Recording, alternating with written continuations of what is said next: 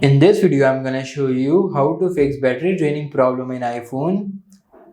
Currently, I have iOS version 18.3.1. So follow these steps.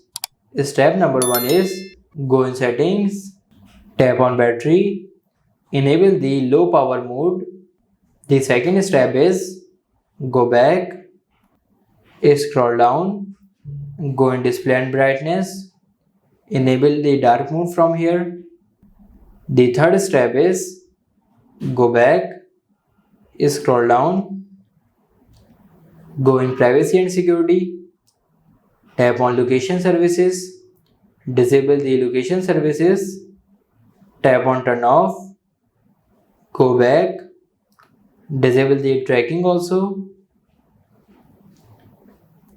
Now fourth and the last step is go back to home, long press on the home screen, tap on edit, tap on customize, tap on dark. So by following these steps, you can fix battery draining problem in iPhone. I hope this video helps you. Don't forget to like this video and subscribe the channel.